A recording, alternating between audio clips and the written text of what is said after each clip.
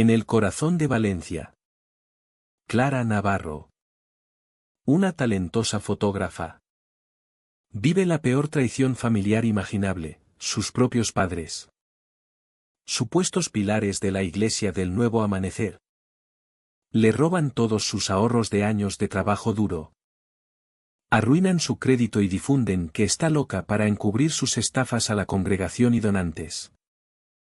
De verse obligada a vender claveles marchitos en la mediana de un cruce para sobrevivir y evitar el desahucio. A descubrir que un encuentro casual con un misterioso anciano en un coche de lujo desata una cadena de justicia implacable. Esta impactante historia de venganza familiar. Drama intenso y karma en Valencia te atrapará desde el primer minuto con giros inesperados. Investigaciones secretas y un desenlace que demuestra que la sangre no siempre significa lealtad. Una narrativa real de resiliencia. Traición parental y redención que muestra cómo una joven en la calle logra que sus padres ladrones terminen ante los tribunales. Perfecta para quienes aman relatos auténticos de superación y justicia poética en España. No te la pierdas y vive la emoción hasta el final. Me encontraba de pie en la mediana del cruce a las 6:03 de la mañana, rogando al cielo que el semáforo se quedara en rojo el tiempo suficiente para juntarlo del alquiler. Un sedán negro de lujo se detuvo y un anciano compró mis claveles marchitos con billetes nuevecitos de 100 euros. Deslizándome un recibo con un apellido que llevaba años prohibido en mi casa. 3 semanas después, ese mismo hombre estaba en el estrado de los testigos, congelando todas las cuentas que mis padres poseían. Y entonces comprendí que mi supuesta locura era la historia más rentable que jamás habían contado. Me llamo Clara Navarro. Si me hubieras preguntado quién era hace 6 meses, te habría entregado una tarjeta elegante con Estudio Navarro de fotografía en relieve dorado y te habría hablado de mi estudio con luz natural en el centro de Valencia. Te contaría sobre las bodas que tenía reservadas para junio y el reportaje que estaba preparando para una revista de estilo de vida local. Pero aquella mañana de martes a principios de noviembre, de pie en la mediana de la intersección entre la avenida Blasco Ibáñez y la calle de la Paz, yo no era nadie. Solo una figura temblorosa con sudadera gris, intentando hacerme pequeña para desaparecer, pero lo suficientemente visible para los conductores con suelto en el bolsillo. El amanecer en Valencia no rompe. Magulla. El cielo sobre la zona industrial del este se tiñó de un color morado y amarillo enfermizo, destacando los humos de escape que subían de los sedanes y camiones de reparto en ralentí. El aire sabía a asfalto mojado y gasóleo. Un regusto metálico que se me pegaba al fondo de la garganta y se mezclaba con el café amargo de gasolinera que me había comprado con las monedas sueltas del asiento de mi Seat Ibiza. Mis dedos de los pies estaban entumecidos dentro de las zapatillas de lona húmedas por la niebla que se pegaba a todo como una segunda piel no deseada. Cambiaba el peso de un pie a otro, agarrando el asa de un cubo de plástico en una mano y un manojo de 3 claveles marchitos en la otra. Mi reloj interno sonaba más fuerte que el semáforo. Eran las 6:14. La ola de hora punta crecía. Tenía exactamente 3 horas antes de que el sol revelara lo tristes que eran realmente aquellas flores y quizá 4 horas antes de que los agentes de la ordenanza empezaran su ronda. Mi mantra se había convertido en un tambor desesperado: solo vende suficientes ramos para que no tiren tus cosas a la acera hoy. Solo 10 euros. Solo 20. Necesitaba 25 euros para llenar el depósito. Ese coche estaba aparcado 3 calles más allá, escondido detrás de un contenedor en una obra, repleto de toda mi ropa y equipo fotográfico. Ya no era un vehículo, era mi dormitorio, mi armario y mi fortaleza. El casero había pegado el aviso naranja de desahucio en la puerta hacía 2 días. No había vuelto. No soportaba la idea de girar la llave y encontrar la cerradura cambiada. O peor, cruzarme con él en el pasillo y explicar por qué una mujer de 26 años con carrera y familia pastoral no podía juntar 750 euros. Miré los claveles. Eran un desastre. Comprados al por mayor en un almacén que suministraba funerarias. Los pétalos se deshilachaban. Un rosa cansado que parecía gris bajo la luz del escape. Los vendía a 5 euros el ramo. Si vendía 5, podría comer caliente y tener la calefacción del coche encendida esa noche. Un SUV plateado se paró en el rojo.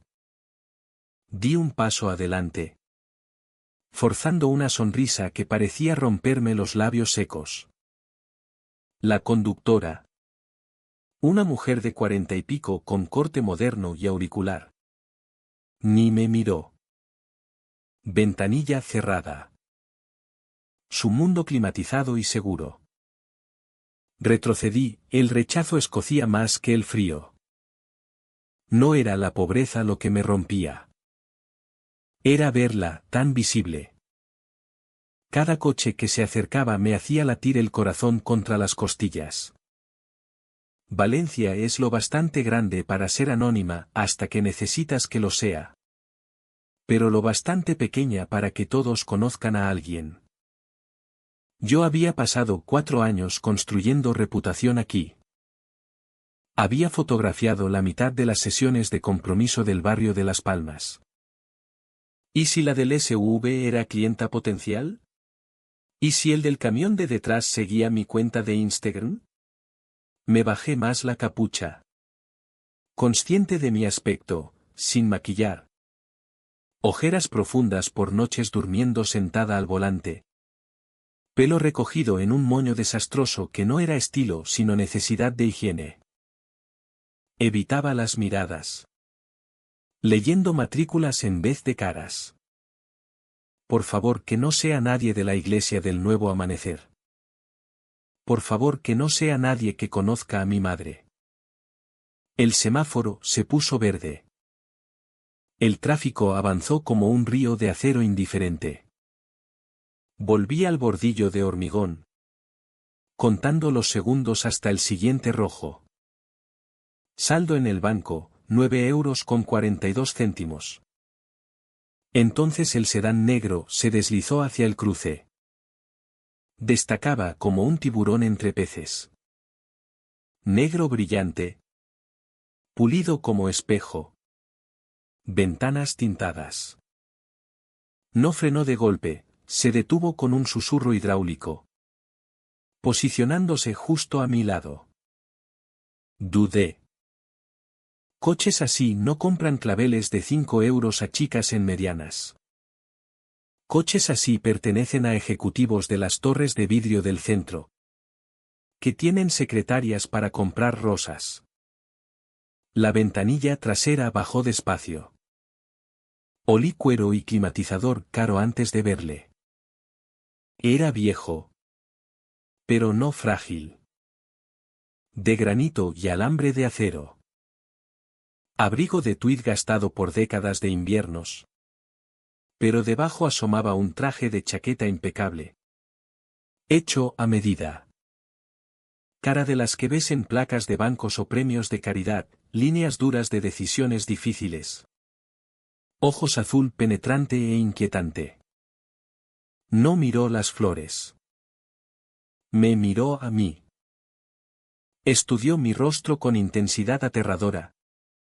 Como si cruzara mis rasgos con un archivo en su mente. Barbilla. Pómulos. Forma de los hombros. Me tensé. Apretando los claveles. Conocía esa mirada. La había visto en hombres mayores. Solía venir seguida de un comentario paternalista o una oferta que no era sobre flores. ¿Cuánto? Preguntó. Su voz era grave baja. Apenas audible por encima del camión en ralentí del carril de al lado. 5 euros el ramo, dije. Ronca. Carraspeé. 3 por 12. No apartó la mirada. Los quiero todos. Parpadeé. Todos los que tengo. Unos 20 ramos en el cubo. Todos, repitió. Sin impaciencia. Solo un hecho. Me apresuré a recoger los ramos. Manos temblorosas. El semáforo iba a cambiar. El agua de los tallos me empapó los vaqueros. Se los tendí torpemente por la ventanilla. Él no los cogió enseguida. Sacó un clip de billetes plateado. Contó 4 de 100 y me los puso en la palma húmeda. 400 euros. Señor. No tengo cambio, es demasiado. Quédate el cambio, dijo. Tomó el montón de claveles con cuidado que no merecían y los dejó en el asiento de cuero inmaculado. Luego sacó del bolsillo interior un papel doblado, un recibo térmico de gasolinera. Me lo puso encima del dinero. Lee el nombre, ordenó suavemente. Fruncí el ceño. No era recibo de gasolina. Era un cargo de tarjeta de un bar. Firmado con mano firme y angular, Rodrigo Castillo. El aire se me escapó de los pulmones como si me hubieran golpeado. Castillo. El nombre que mi madre, Marta, había escupido con veneno durante toda mi infancia. El traidor. El que nos abandonó. El motivo por el que luchábamos por el Señor mientras Él se sentaba en un trono de acero. Mi abuelo. El industrial. Que supuestamente había cortado a su propia hija porque ella eligió la fe antes que el dinero familiar. O al menos esa era la versión que Marta y mi padrastro Alejandro habían repetido hasta el hartazgo. Levanté la vista. Ojos muy abiertos. Buscando en su cara al monstruo que me habían advertido. Solo vi la mirada afilada de quien no se perdía nada. Tú, susurré. No sonrió. Se inclinó ligeramente mientras la ventanilla subía. Nunca vendas tu historia por menos de lo que te costó vivirla, dijo. Casi como quien comenta el tiempo. Pero con peso de sentencia. El papel guarda mejor las cuentas que las lágrimas. Clara, sabía mi nombre. Espera, di un paso. Pero el semáforo se puso verde. Bocinas sonaron detrás. Revisa las cuentas, dijo su voz mientras el cristal subía. Y sal de esta esquina. El coche negro se alejó. Fundiéndose en el tráfico matutino. Dejándome en una nube de escape con 400 euros y el recibo de gasolinera en el puño. Me quedé allí mucho rato. Ignorando bocinas y semáforos. Volví a mirar el recibo. Rodrigo Castillo. 3 semanas después. Ese mismo anciano estaba en un juzgado. Su firma congelando cada cuenta que mis padres habían tocado. Ni entonces me miró.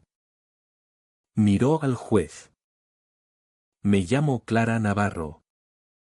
Y así fue como vender claveles en un cruce se convirtió en el caso de fraude familiar más caro que Valencia había visto nunca. Para entender cómo acabé en aquella mediana pidiendo dinero para gasolina. Hay que volver 3 semanas atrás. A la mañana en que todavía era Clara Navarro. La fotógrafa en ascenso. Y no Clara Navarro. El ejemplo a evitar. Empezó con una vibración. Mi móvil zumbó en la mesilla. Un sonido de insecto que perforó mi sueño. Luego otra vez. Y otra.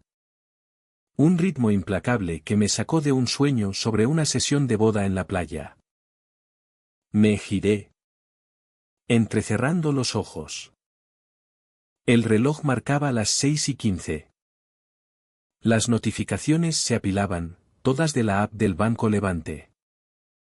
Retirada cajero. Las Palmas. 500 euros. Retirada cajero. Las Palmas. 500 euros. Compra maletas Luxe. Cuero. 840 euros. Compra Spa Mediterráneo. 350 euros. Compra joyería del Turia. 4.250 euros. Me incorporé. La sangre abandonándome la cabeza tan rápido que me mareé. Desbloqueé el móvil y abrí la app. El saldo habitual rondaba los 12.000 euros. Era el fondo del estudio Navarro. Dinero ahorrado en 4 años de 7 bodas por temporada. Editar hasta las 3 de la mañana y comer copos de avena para poder permitirme objetivos profesionales. Era mi entrada para un local permanente. Mi red de seguridad. Mi futuro.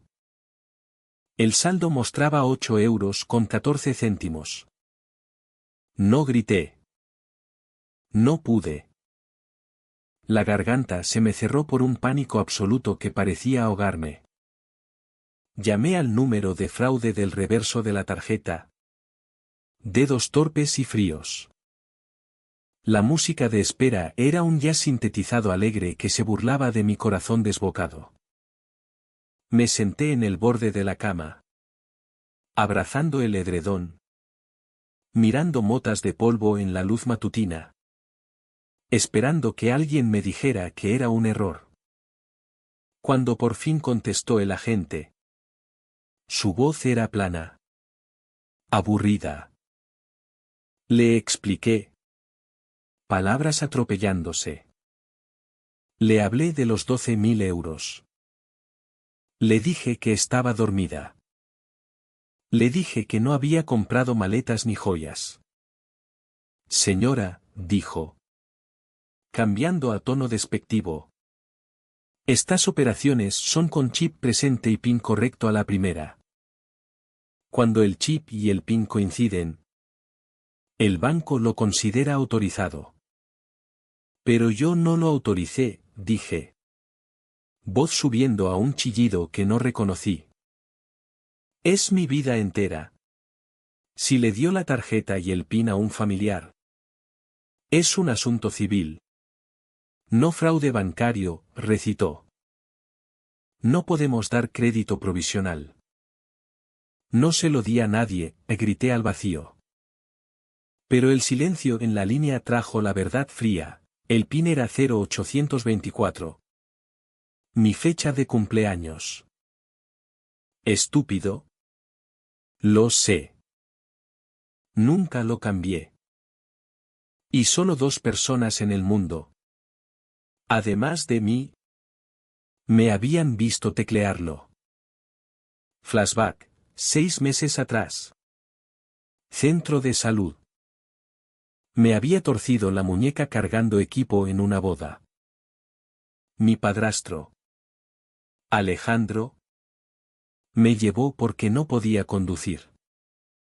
Mi madre. Marta. Revoloteaba nerviosa. Al pagar el copago. Mi mano izquierda estaba hinchada e inútil en una férula. Alejandro sacó mi tarjeta. Déjame ayudarte. Clara. Dijo con voz suave y pastoral. Insertó el chip. Yo tecleé con la derecha. Pero él estaba allí.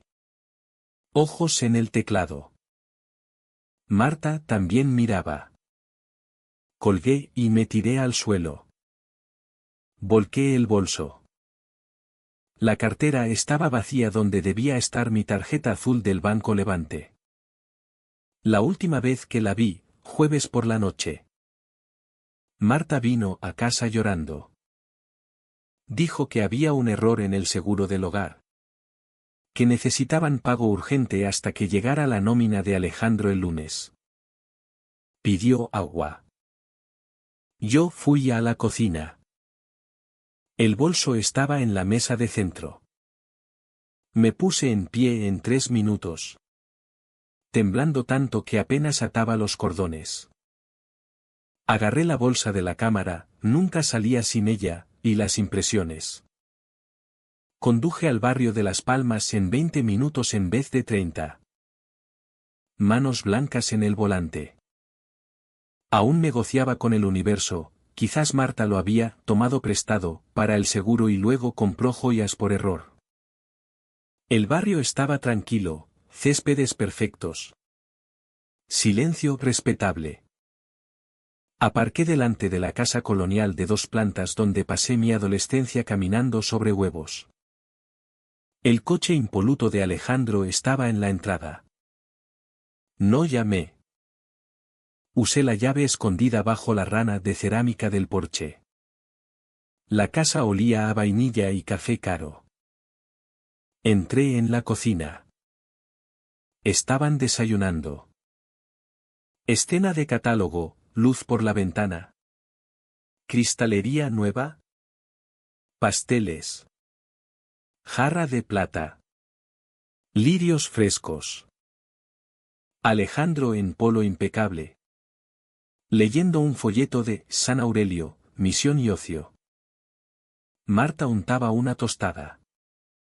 Al verme, la mano de Marta se congeló. Clara, dijo con esa voz frágil que usaba cuando estaba acorralada. No te esperábamos. ¿Todo bien? Caminé hasta la mesa y estrellé el montón de extractos junto a los pasteles.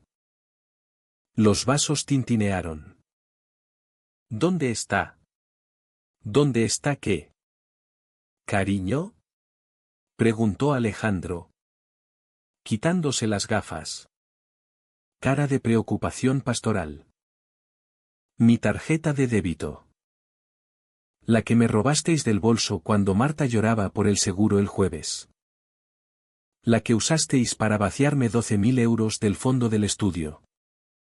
Marta se llevó la mano al pecho. Robar. Esa palabra es terrible. Es un pecado contra tu madre. Ignoré y busqué. Mis ojos cayeron en el bolso nuevo de Marta en la encimera. Me lancé. Ella chilló. Lo volqué. Cayó la cartera. El pintalabios y mi tarjeta azul del Banco Levante. Junto a un recibo arrugado, joyería del Turia. Reloj Heritage Chronograph. 4.250 euros. Me quedé mirando el recibo. Conocía ese reloj. Lo había fotografiado para un catálogo 6 meses atrás. Símbolo de estatus. Oro pesado que gritaba dinero viejo. Me volví hacia ellos. Temblando de rabia febril. Comprasteis un reloj. Me dijisteis que era para el seguro. Y gastasteis 4.250 euros de mis ahorros en un reloj. Marta rompió a llorar al instante. Cara enterrada en las manos. Lo necesitábamos para la imagen del ministerio. Clara. No entiendes la presión sobre Alejandro. Tiene que dar la talla. Se reúne con donantes. Con líderes de la ciudad. Solo lo tomamos prestado. Tomar sin pedir es robar, grité. Y no fueron 50 euros. Os llevasteis todo. 4 años de mi vida. Eres tan egoísta, sollozó Marta.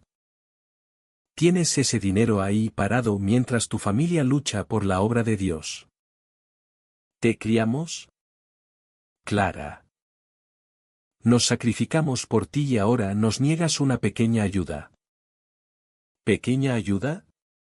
Me atraganté. Fuisteis al spa. 350 euros en spa Mediterráneo. ¿Parte de la obra de Dios? Mamá. Necesitaba desconectar, gritó. Voz endureciéndose. El estrés que me causas. Merezco sentirme humana. Miré a Alejandro. No se había movido. Sorbió café, mirándome por encima de la taza. El centro calmado de la tormenta. Y eso daba más miedo que los llantos de Marta.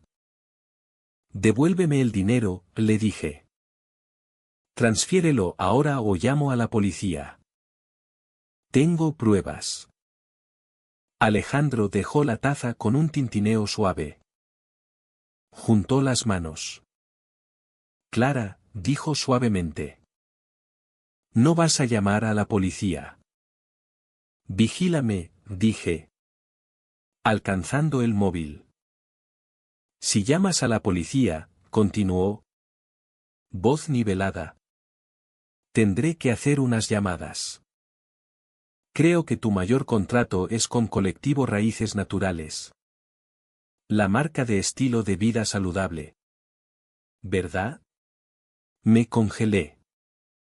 Raíces Naturales era el 70% de mis ingresos. Retenedor. Marca familiar. Valores cristianos. No contrataban dramas. Conozco al director, siguió Alejandro. Quitando una miga del mantel. Va a los desayunos de oración de los martes. Si la policía viene aquí. Si montas un escándalo y denuncias a tus propios padres. Tendré que llamarle con el corazón pesado y contarle que nuestra hija atraviesa una grave crisis mental. Que está inestable. Que acusa salvajemente a su familia porque dejó la medicación. No tomo medicación, susurré. Él no lo sabe, sonrió Alejandro. Sonrisa fina que no llegaba a los ojos. ¿A quién va a creer? ¿Al respetado pastor auxiliar de la Iglesia del Nuevo Amanecer o a la fotógrafa freelance que grita a su madre? La sangre se me heló. No era solo amenaza. Me explicaba la jaula que ya había construido. ¿Destruirías mi carrera? Pregunté apenas audible. ¿Por quedarte con mi dinero? Protegemos a la familia, corrigió Alejandro. ¿Y si me obligas? Clara. Tu ingreso será daño colateral. Puedes tener tu denuncia policial. Que no irá a ninguna parte porque es disputa civil entre familiares. Y a cambio perderás el contrato. Tu reputación y tu posición en la ciudad o sales por esa puerta. Dejas que usemos los recursos que Dios nos dio a través de ti. Y quizá hablemos de un plan de pagos cuando lleguen los fondos del viaje misionero el año que viene. Miré a Marta. Había dejado de llorar. Miraba a Alejandro con adoración. Como si hubiera predicado un sermón. Miré el recibo en mi mano. 4.250 euros. Entonces lo supe, no había malentendido. No había error. Había entrado en un robo. El arma no era una pistola. Era mi propia historia. Era el hecho de ser su hija. Sois monstruos, dije. Somos tus padres, dijo Alejandro. Volviendo al folleto de San Aurelio. Cierra la puerta al salir. Salí de la casa aturdida. Desconectada del suelo. Me metí en el coche. Tiré la bolsa de la cámara en el asiento del copiloto y me quedé allí. Mi móvil vibró, email automático del casero recordándome que el alquiler vencía en 3 días. Tenía 8 euros con 14 céntimos. ¿Arrancé? Pero no sabía a dónde ir. El mundo se había inclinado. Las personas que debían protegerme me habían devorado vivas. Y lo habían hecho entre café y croissants. Conduje al cuartel de la Policía Nacional con la ingenua creencia en el blanco y negro de la ley. Pensaba que robar era robar. Independientemente del ADN que compartieras. Llevaba una carpeta con extractos. Lista de movimientos y saldo devastado. Había resaltado en amarillo cada cargo fraudulento. Convencida de que si se lo ponía fácil lo arreglarían. El agente de recepción. Hombre corpulento con bigote cansado. Me escuchó 3 minutos. Asintió mientras explicaba las operaciones no autorizadas. Frunció el ceño al oír la cantidad. Pero en cuanto salieron las palabras, madre, y, padrastro. El aire cambió. El interés profesional desapareció. Reemplazado por paciencia condescendiente. Suena a disputa financiera doméstica. Señorita Navarro, dijo. Disputa, repetí. Golpeé el mostrador. Me robaron los ahorros de toda una vida. Me quitaron la tarjeta sin permiso y compraron un reloj y fueron al spa. Eso no es disputa. Es hurto cualificado. Suspiró y sacó otro formulario. Mire. Usted vivió en esa casa. ¿Verdad? Hay historial de gastos compartidos. El banco dice que se usó el PIN. Eso implica que se concedió acceso. Vemos esto constantemente. Hijos prestan tarjetas a padres. Padres a hijos. Alguien gasta más de lo acordado y luego viene aquí pidiendo que seamos árbitros. Es asunto civil. Llévelos a juicio de lo civil. Intenté discutir. Le dije que ya no vivía allí. Le hablé de la amenaza de Alejandro. El agente negó con la cabeza y me dio un papelito con un número de incidencia. Es para sus archivos. Pero le digo desde ya que ningún inspector va a coger esto. La fiscalía no persigue disputas familiares por tarjetas de débito. Es pérdida de dinero público meterse en un, él dijo. Ella dijo, de la mesa de la cena. Salí de la comisaría con aquel papel inútil como si fuera un certificado de defunción. Un número que acabaría en el cementerio digital. Nunca abierto. Nunca investigado. Me senté en el coche en el aparcamiento y llamé otra vez al Banco Levante. Di el número de incidencia. Voz temblando de esperanza desesperada. La especialista fue aún más fría. Hemos revisado las notas. Señorita Navarro. Un informe policial no es prueba de fraude. Solo consta que habló con la policía. Nuestra investigación se mantiene. Chip presente. PIN usado. Determinamos que es disputa civil entre partes conocidas. No abonaremos los 12.000 euros. Colgó antes de que pudiera gritar. Conduje a casa en piloto automático. La luz de gasolina parpadeó. La ignoré. Volví al apartamento. Me senté en el suelo y abrí el portátil. Un pensamiento terrible había arraigado, si tenían mi tarjeta de débito. ¿Qué más tenían? Entré en un servicio de monitorización de crédito. Dedos pesados. Tecleé mi DNI. La pantalla se actualizó y sentí que el suelo desaparecía. Mi puntuación, que era 740 el mes pasado, ahora era 520. Una flecha roja hacia abajo. Había 3 nuevas líneas de crédito abiertas en los últimos 30 días. Una tarjeta de crédito de un gran emisor. Al límite de 5.000 euros. Con billetes a Miami y reservas de hotel. Otra para una tienda de electrónica. 3.000 euros. La tercera me mató, préstamo personal online de una empresa de préstamos rápidos con intereses abusivos. 15.000 euros desembolsados a una cuenta que no reconocía. Hice las cuentas, 12.000 de mis ahorros. 5.000 en la primera tarjeta. 3.000 en la segunda. 15.000 del préstamo. No solo me habían robado el pasado. Me habían robado el futuro crediticio. Habían usado mi identidad para conseguir 35.000 euros de gasto. Y lo habían hecho sistemáticamente durante semanas mirándome a los ojos y hablando de Dios. Sonó el teléfono. Número local. Contesté pensando que quizá era la policía corrigiendo su error. Era un gestor de crédito cooperativo.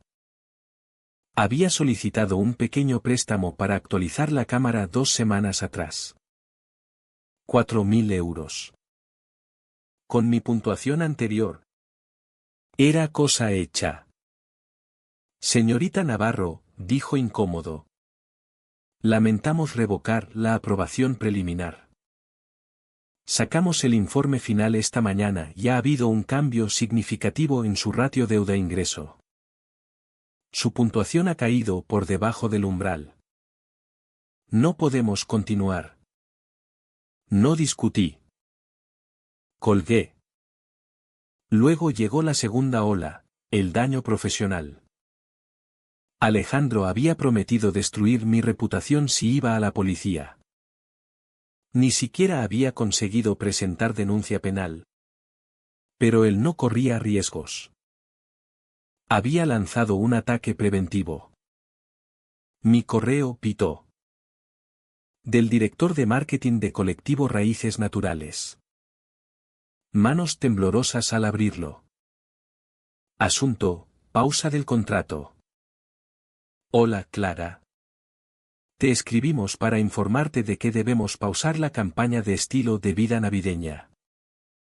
Hemos oído cosas preocupantes a través de canales comunitarios sobre algunas dificultades personales que podrías estar atravesando. En Raíces valoramos la estabilidad y la integridad familiar por encima de todo. Creemos que es mejor dar un paso atrás y que te centres en tu salud. Nos pondremos en contacto si las cosas cambian el año que viene. Saludos. David. Era cortés. Corporativo. Letal. Alejandro había hecho la llamada. Había envenenado el pozo. En 2 horas. 2 clientes de bodas más pequeñas cancelaron, pidiendo devolución de señal. No tenía las señales. Estaban en la cuenta que Marta había vaciado para comprar el reloj. Estaba sentada entre las ruinas de mi carrera cuando llegó un mensaje de una antigua amiga del grupo de jóvenes de la iglesia. Clara. Siento mucho lo que estás pasando.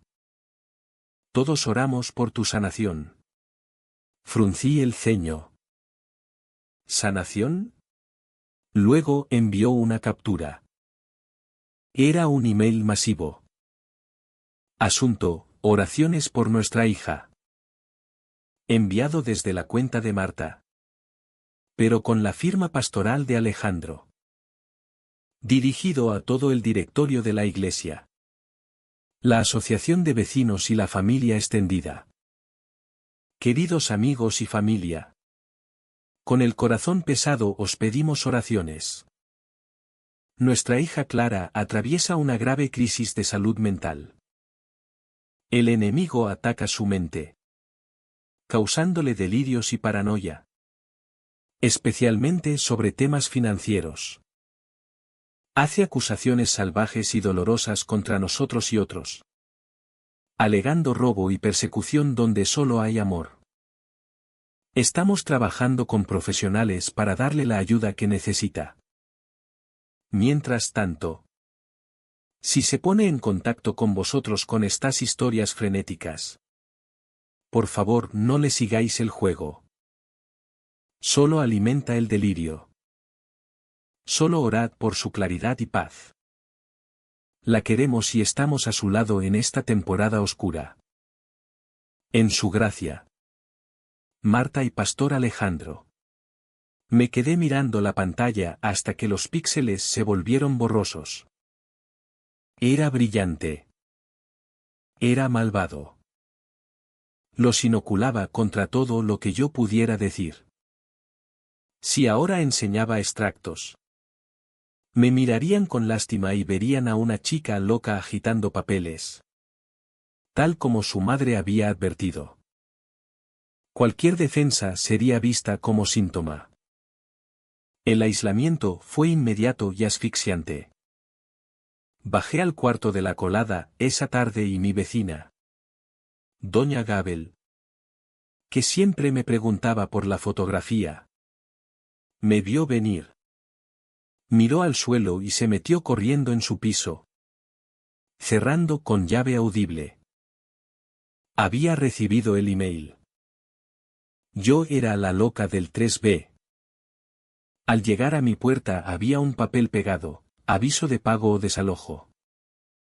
Mi casero, que iba a la iglesia del Nuevo Amanecer, ni siquiera había llamado.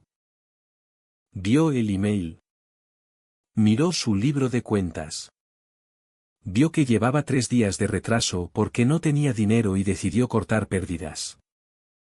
Tenía 5 días para pagar 750 euros o salir. Entré. Cerré la puerta. Miré la cartera, 3 euros en billetes y monedas. El coche tenía un cuarto de depósito. La nevera tenía medio tarro de mantequilla de cacahuete. Continuación completa del resto de la trama adaptada. Manteniendo toda la longitud y detalle original sin resumir. Después de semanas de investigación privada con la abogada Daniela Ruiz, el investigador Marcos Rivera y la experta técnica Noemí López, grabamos a Alejandro admitiendo en un café la existencia de la estructura offshore en Panamá. La grabación fue la pieza clave. Mientras ellos liquidaban activos desesperados, vendiendo el reloj a precio de saldo, vaciando cajas de seguridad, nosotros preparamos el expediente, mediana, flujogramas del dinero de la Iglesia del Nuevo Amanecer a la consultora ficticia, Linterna de Cobre. Transferencias a Panamá. Itinerario de vuelo Valencia-Madrid-Panamá para el 14 de noviembre. Presentamos todo a la inspectora Laura Gómez de Delitos Económicos de la Policía Nacional. Nueva en Valencia y sin lazos con desayunos de oración. Vio el riesgo de fuga y obtuvo embargo preventivo inmediato. Al mismo tiempo, Daniela bloqueó en el juzgado de lo civil el intento de Alejandro de controlar la herencia de mi abuela mediante poderes y fideicomisos. Llegó la vista preliminar. Yo vestía una chaqueta de segunda mano, sintiéndome aún la chica de la mediana. Alejandro y Marta parecían desinflados, viviendo en efectivo porque sus tarjetas estaban bloqueadas. Su abogado alegó que yo era una hija resentida con problemas mentales. Entonces el juez mencionó que una parte interesada solicitaba intervenir. Don Rodrigo Castillo se levantó del fondo de la sala. Caminó con paso deliberado, bastón en mano. Declaró ser el fundador retirado de Grupo Industrial Castillo, padre de Marta y abuelo mío. Presentó el fideicomiso familiar que había redactado 20 años atrás, mis hermana y yo éramos beneficiarias únicas. Pero solo si demostrábamos integridad y resiliencia moral ante fraude familiar directo. Tenía pruebas de todas las solicitudes falsas de Alejandro durante décadas. El juez congeló definitivamente todos los bienes. Ordenó entrega inmediata de pasaportes y consideró riesgo extremo de fuga. 2 días después. A las 5:15 de la mañana en el aeropuerto de Valencia. Cuando Alejandro y Marta intentaban embarcar con pasaportes de emergencia falsos. La inspectora Gómez y agentes de la Agencia Tributaria y Policía Nacional los detuvieron por fraude fiscal, blanqueo, robo de identidad y riesgo de fuga. En el maletín de Alejandro encontraron los pasaportes originales destruidos. Un libro de cuentas manuscrito con códigos SWIFT de Panamá y contactos para blanqueo. El dominó se derrumbó. Las entidades crediticias anularon las deudas en mi nombre y limpiaron mi historial. El Banco Levante reintegró los 12.450 euros más 500 de compensación. La auditoría de la Iglesia reveló que el 80% de las donaciones de 5 años habían ido a cuentas personales. Los donantes enfurecidos inundaron las redes. La campaña de oraciones por Clara se volvió contra ellos. En la vista de fianza. Con la sala llena. El juez denegó libertad bajo fianza. Vi cómo les ponían las esposas. Marta sollozaba. Pero nadie le ofrecía pañuelo. Días después. En el despacho de Daniela. Don Rodrigo me entregó el documento activado del fideicomiso. No me abrazó ni me dijo que estaba orgulloso. Me trató como a una igual. Me dio una subvención a fondo perdido más inversión para un proyecto. Siempre que fuera transparente y sostenible. Le enseñé el boceto, nave industrial en el distrito artístico. Unidad 4B. Luces cenitales norte perfectas para estudio fotográfico. Muelle de carga y conexión de agua industrial para convertir la mitad trasera en invernadero urbano de flores premium. Vendía claveles marchitos en una mediana para sobrevivir, le dije. Quiero vender claveles vivos para prosperar. Quiero ser dueña de lo que casi me rompe. Don Rodrigo firmó con pluma estilográfica. Transparente. Sostenible. Construido con tus propias manos. Hazlo. 2 semanas después firmé el contrato de alquiler. La nave era enorme y polvorienta. Oliendo a potencial. Me planté en el centro del suelo de hormigón. Escuchando el eco de mis pasos. Era mío. No regalo. Conquista. De vuelta a casa en autobús. Pasamos por el cruce de Blasco Ibáñez y La Paz. La mediana estaba vacía. Ni chica con sudadera gris ni cubo de claveles. Solo hormigón agrietado. Pero en la acera. Esperando para cruzar. Estaba la figura del abrigo de tuid. Don Rodrigo. Me vio en la ventanilla. No saludó con la mano. Solo me sostuvo la mirada un segundo y levantó una mano. Se tocó la sien con el índice. Usa la cabeza. Decía. El papel guarda las cuentas. Asentí cuando el semáforo se puso verde y el autobús arrancó. No perdoné a Marta ni a Alejandro. Nunca perdonaré el terror de aquellas mañanas. Cómo me hicieron dudar de mi propia cordura. El robo de mi seguridad. Pero no iba a dejar que fueran el final de mi historia. Eran solo los antagonistas del primer capítulo. El cruce ya no les pertenecía. La narrativa ya no les pertenecía. ¿Y el dinero? Desde luego. Tampoco.